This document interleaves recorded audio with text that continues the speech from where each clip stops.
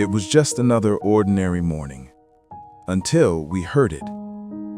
A cry, tiny, desperate, coming from somewhere outside. We looked down from our balcony, and there, on the cold concrete, next to the trash bins, was the smallest living thing we had ever seen. A newborn kitten, alone, shaking, fighting just to exist. Nobody in the world was coming for her. This is her story. Stay until the end, because what happened next changed everything. We went to the balcony and looked down. At first, just the gray concrete, the recycling bins along the curb, the ordinary, indifferent street. And then we saw her, white in gray fur, eyes still sealed shut, body barely the size of a human hand. Newborn. We could tell immediately she was crying. That thin, heartbreaking cry only newborn kittens make. The sound of something small calling out to a world that wasn't answering back. The first question was obvious. Where is her mother? We waited, watching from a distance, giving the mother every chance to return. And then we saw him. Little Felix, the neighborhood cat we all knew, came walking along the curb. For one breathless moment, we thought, maybe. He walked right past her. No pause, no sniff, no acknowledgement, just past.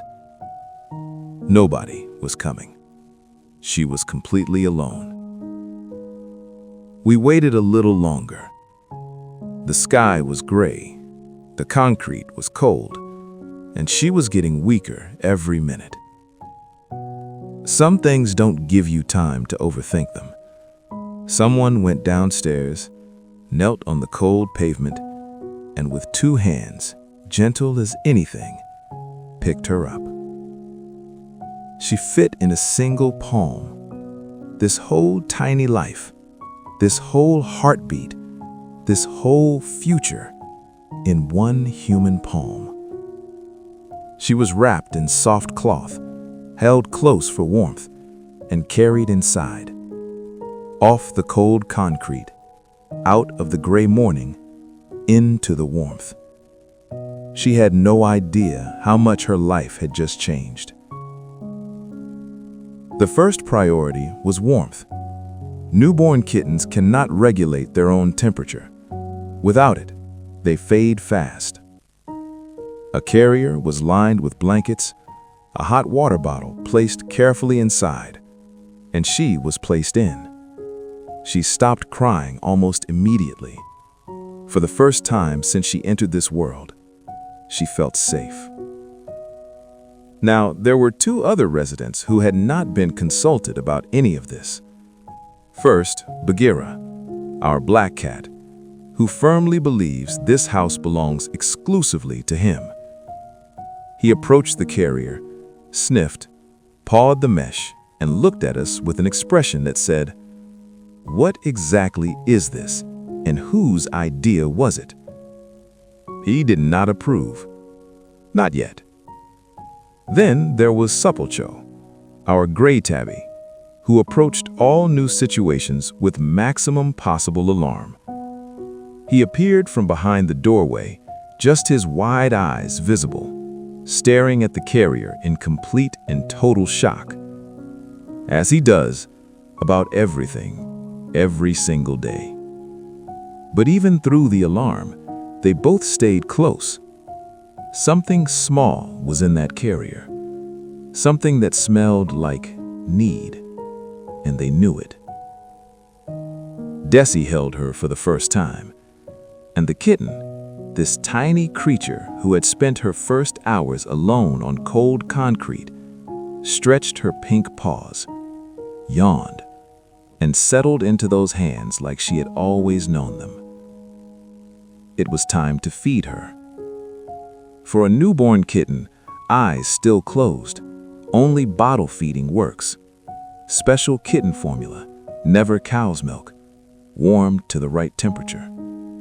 She found the bottle immediately, and she drank, eagerly, desperately, with every bit of strength she had left. A few hours ago, this kitten was alone on cold concrete. No food, no warmth, no mother, no future. And now, she was eating, safe, warm, held. Sometimes the smallest moments rearrange everything inside you. This was one of those moments. Later that night, Sopolcho came closer. He settled nearby and watched her, not with alarm anymore, with something quieter, something that looked almost like recognition. I thought about the version of that morning where we hadn't heard her, where we had slept a little later, where the window had been closed.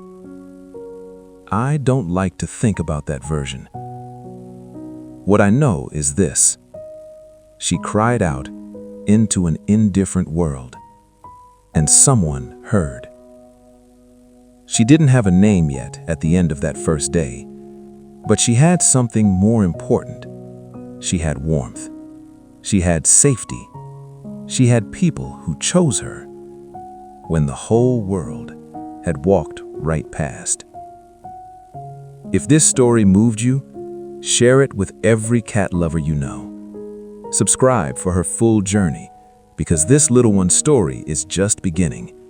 And drop her name suggestions in the comments right now, because she still needs one.